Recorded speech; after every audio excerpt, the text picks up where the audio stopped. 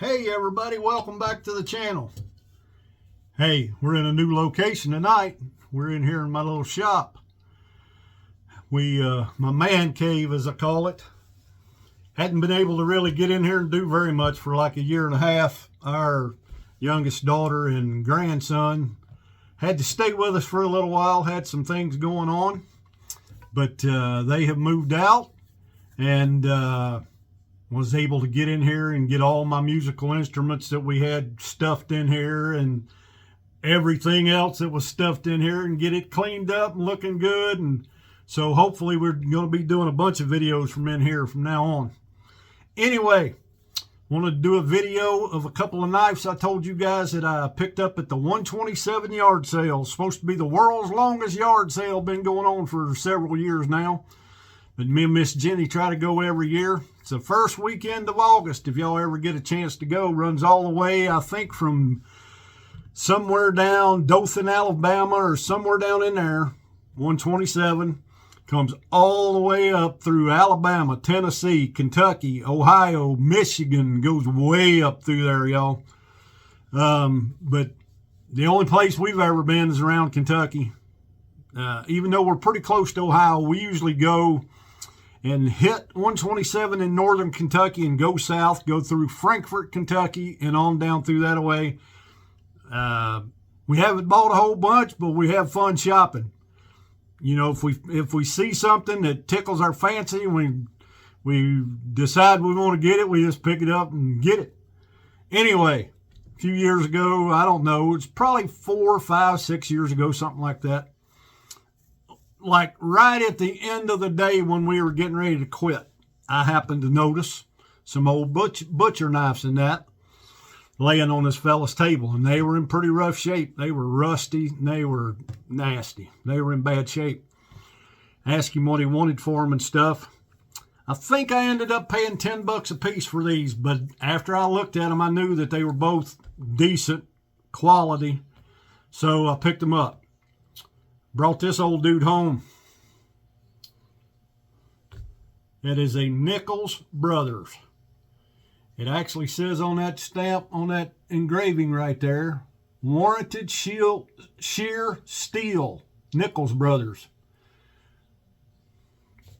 This is a pretty good size one, y'all. Let's see if I can show y'all. Let's turn it around this way where y'all can see.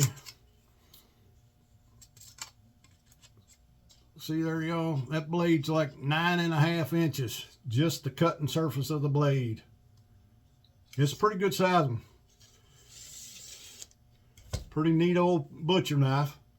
But anyway, I got to looking up and did a little bit of research. Let me look at my notes, because if I don't, I'll screw this up, y'all. Nichols Bros. Made in Greenfield, Massachusetts. They were in business from 1880 to 1920. So this knife's over 100 years old, has to be, because they went out of business in 1920.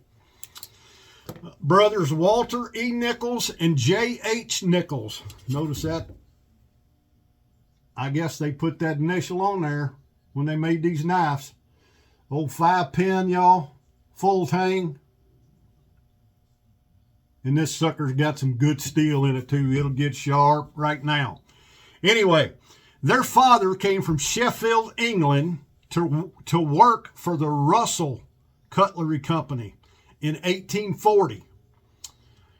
Both the boys, W.E. and J.H., worked for their father until 1880 when his business dissolved. They then moved to Greenfield under their own name. Started making knives and that.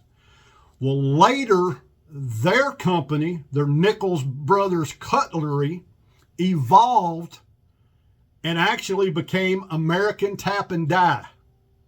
So, if you ever see American Tap and Die, it was these same guys, these Nichols Brothers.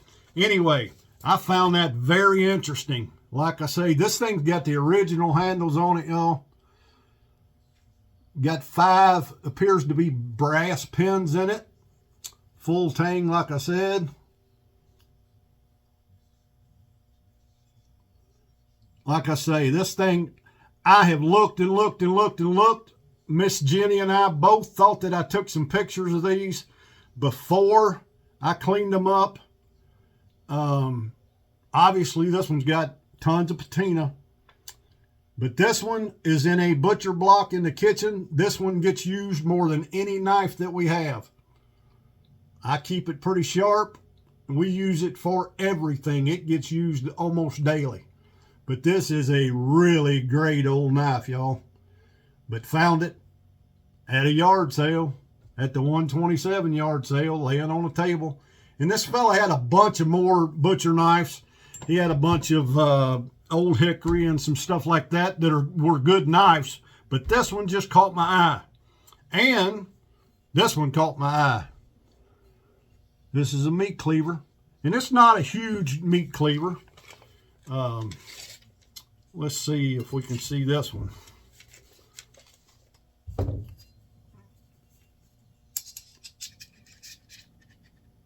You know, it's a little over 7 inches.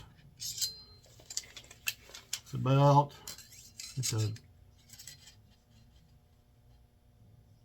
over 3 inches. But it's all original, brass pins. From what I could find, now I might be totally wrong on this, but I believe that stamp was used in the 40s. Now I might be 100% totally wrong. If I am, somebody correct me. But this is a cool meat cleaver. Obviously it's full tang. It's not real heavy, but it's got good steel in it. It's sharpened up pretty good. It's got some patina and some spots on it. Like I said, these things were just a total rust.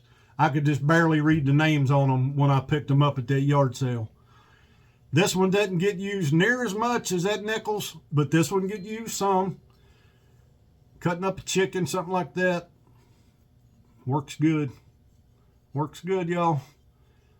But I thought they were both a pretty good buy for 10 bucks a piece, y'all. Y'all tell me what y'all think. Y'all have a good day, and God bless, and hope to see you soon.